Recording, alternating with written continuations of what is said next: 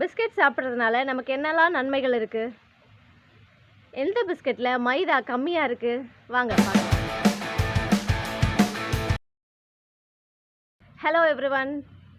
உங்கள் குழந்தைக்கு அடிக்கடி சளி பிடிக்குதா? கான்சன்ட்ரேஷனில் ப்ராப்ளம் இருக்கா? சரியாக சாப்பிட மாட்டேங்கிறாங்களா? இதுக்கெல்லாம் காரணம் நீங்கள் அடிக்கடி கொடுக்குற பிஸ்கெட் தான் சொன்னால் அவங்களால நம்ப முடியுமா?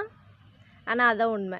பிஸ்கெட் அப்படிங்கிற ஒரு விஷயம் பல ஆண்டுகளுக்கு முன்னாடி ரோம் பீப்புளால் உருவாக்கப்பட்ட ஒரு உணவுப் பொருள். அவங்க இதை எதுக்காக உருவாக்குனாங்கன்னு பார்த்தீங்கன்னா, ரொம்ப தூரம் கப்பல்லையோ இல்லை நடந்தோ ரொம்ப தூரமாக ரொம்ப நாளாக பிரயாணம் பண்ணும்போது அவங்க கொண்டு போகிற உணவுப் பொருள் ஈஸியாக கெட்டு போயிடுறதுனால, கெட்டு போகாமல் இருக்கக்கூடிய ஒரு சாப்பிட்றதுக்கான ஒரு விஷயம் வேணும் அப்படின்றதுக்காக இந்த பிஸ்கெட்டை உருவாக்குனாங்க. இந்த பிஸ்கெட்டை பொறுத்த வரைக்கும் இதில் எந்த விதமான நியூட்ரிஷனல் வேல்யூவும் கிடையாது. ஜஸ்ட் வயிற்றை நிரப்பும், அவ்வளோதான். அளவுக்கு அதிகமாக பிஸ்கெட்டுகளை எடுக்கும்போது குழந்தைங்களுக்கு கான்ஸ்டிபேஷன் பிரச்சனை வருது. மலச்சிக்கல் பிரச்சனையில் ஆரம்பித்து ஒன்றொன்னா இந்த ஜிஐ சம்மந்தமான நிறையா பிரச்சனைகள் வருது.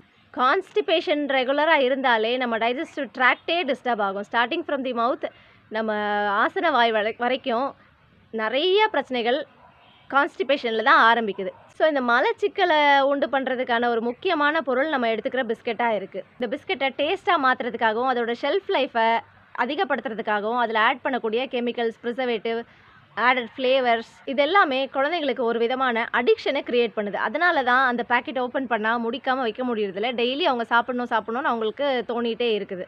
இதை ரெகுலராக சாப்பிடும்போது என்ன மாதிரியான பிரச்சனைகள் வரும் அப்படின்னு பார்த்தீங்கன்னா, நான் முதலே சொன்ன மாதிரி ஃபஸ்ட்டு கான்ஸ்டிபேஷன், அதுதான் காமனாக இருக்கக்கூடிய ஒரு விஷயம். அதுக்கப்புறம் இப்போ நம்ம பிரேக்ஃபாஸ்ட் எடுத்துக்க வேண்டிய நேரத்தில், அதாவது ஹெல்தி நியூட்ரிஷியஸ் பிரேக்ஃபாஸ்ட் எடுத்துக்க வேண்டிய டைமில் இந்த பிஸ்கெட்டை நியூட்ரிஷன் வேல்யூ இல்லாத ஜஸ்ட் கேலரிஸ் மட்டும், எம்டி கேலரிஸ் மட்டும் இருக்கக்கூடிய இந்த பிஸ்கெட்டை குழந்தைங்களுக்கு கொடுக்கறதுனால அவங்களுக்கு நியூட்ரிஷனல் டிஃபிஷியன்சி வருது. ஆப்வியஸ்லி நியூட்ரிஷனல் டிஃபிஷியன்சி வந்தாலே இம்யூனிட்டி லோ ஆகும். ஸோ எதிர்ப்பு சக்தி குறையும் போது அடிக்கடி சளி பிடிக்கிறது, ஈஸியாக எந்த இன்ஃபெக்ஷனாக இருந்தாலும் வந்துடுறது, இந்த மாதிரி பிரச்சனைகள்லாம் இருக்கும்.